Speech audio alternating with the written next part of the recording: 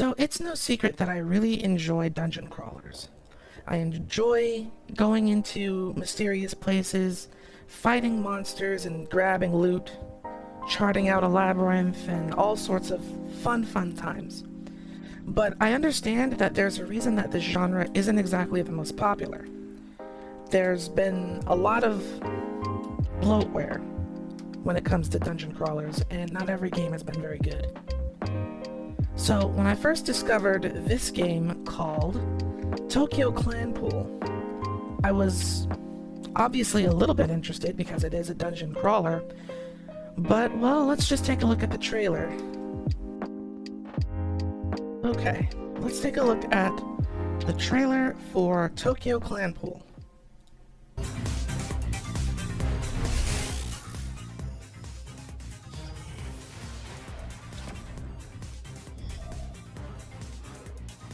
Now, I am very familiar with Compile Heart, and I don't just mean the Neptunia series. I mean stuff like Omega Quintet. I think they also did Knights of Azure. I'll have to go check.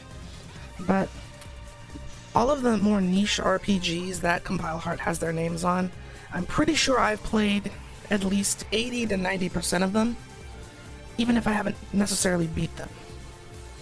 So we have anime characters, dungeon crawling,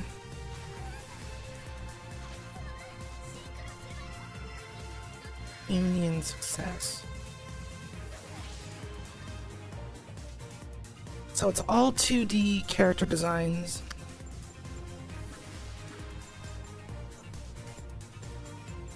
That's gonna greatly limit the range of outfit changes that are possible, which is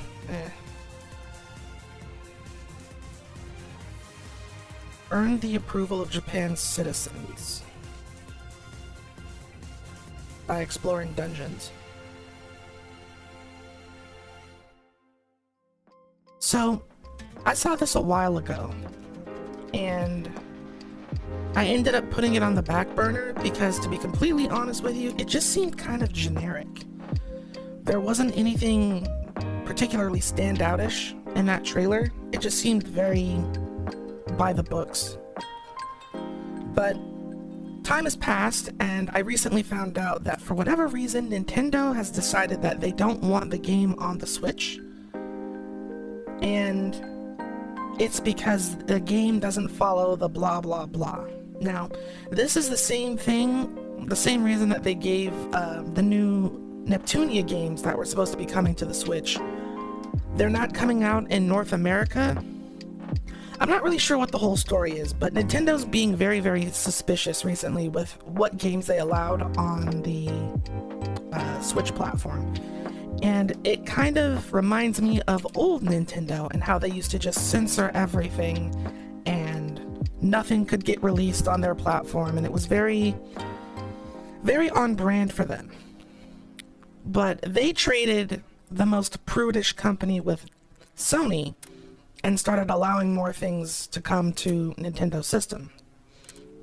Whereas now Sony has to censor everything, and it's a giant pain for anything that gets released on PlayStation. So to see this return to old Nintendo is very bad and very concerning. But what's of more interest to me personally is why. What about this game, if anything, got on Sony's nerves and made it to where they didn't want it on the Switch? Which is what we're gonna find out today. I got the game. It's not on Steam. It's not on the Switch. It's only available on GOG or physical, which is just strange because there's nothing in that trailer that would have said, oh yeah, no, this game can't come out on the Switch.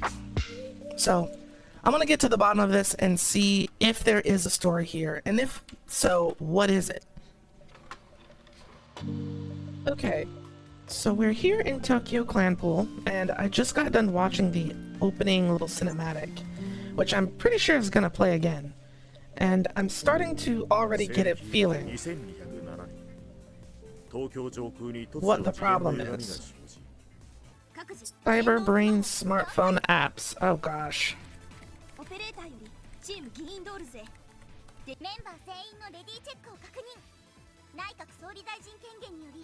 Get your skins.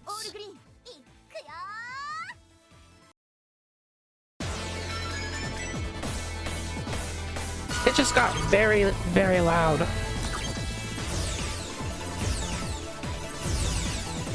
And I can't turn it down either. Oh my gosh.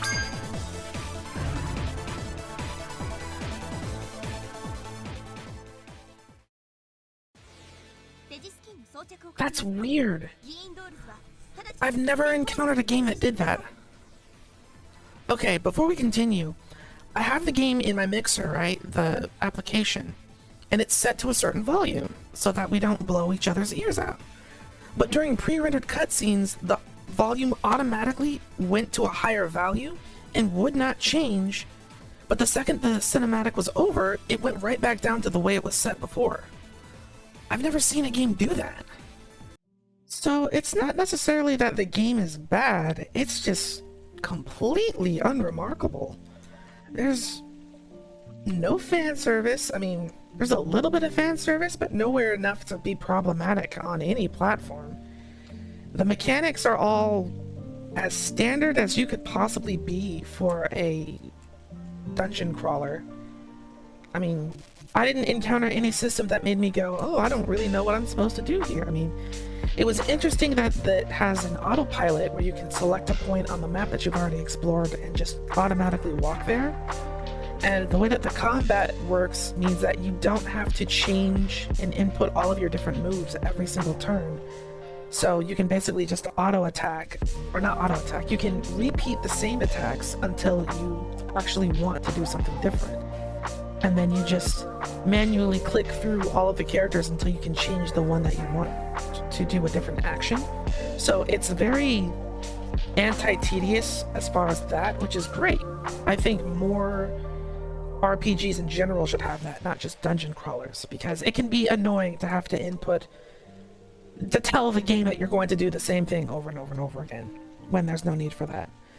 That being said, unfortunately, the game does use random encounters, and I know that people feel differently about them. Some people dislike random encounters because it's annoying, and other people don't want to see the enemy on the map. They want to be surprised by whatever it is they're fighting. I can see an argument made for both ways of doing dungeon crawlers, because when you see an enemy on the map, you can kind of decide whether or not it's worth it to try to maneuver around it to avoid the combat, or if it's better to just engage them directly and get it over with, whereas you can't really do that with random encounters. I'm okay with random encounters in general, but this game has taken it to an absolute ludicrous extreme. There are way too many random fights, way too often. Like, take 2 steps, fight. Another step, fight. Did you accidentally bump into the wall and move backwards? Guess what? Now you're fighting again. It's a lot. And it made me exhausted the more I played it. The way that you earn experience seems to be, I don't know if it's slow to the point where you need to be getting into that many fights, but I can only see myself playing a game like this in short bursts because of just how much random encounters there are. And the one time that I tried to escape from combat, it proved to be more of an ordeal. So rather than having the entire party escape combat, it's one single person. So everybody in the group has to escape from combat. And I don't understand why games do that. Like, if you want one person to run away, you probably want the whole fucking team to escape. So that's not great. As far as why this game isn't available on Switch or Steam, I really don't have an answer for you. Like I said before, the fan service isn't anywhere near enough to be problematic, and I can't imagine there being anything in here that somebody at Nintendo or Valve is like, no, we can't have that, especially considering that Valve has tons of hentai games and way more fan servicey games like the Senran Kagura series. Also, when you take into consideration that there are tons of other games by Idea Factory, then this just makes even less sense, unless it was a developer choice to just not have the game available on those platforms, I can't think of anything. The most mean thing that I could possibly say about a game applies here, that this game is just a gigantic nothing burger. I don't know if this is part of a larger series or not, but I don't want to play this again. But that's gonna do it for Tokyo Clanpool. If you happen to know anything about this game or this company, or any information as to why it's available where it is and isn't where it's not, let me know down in the comments below. As always, thank you so much for watching, and I will see you all in another video.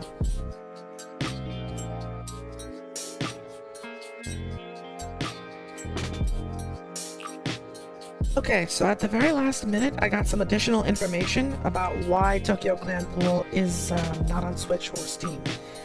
It has to do with censorship and a minigame.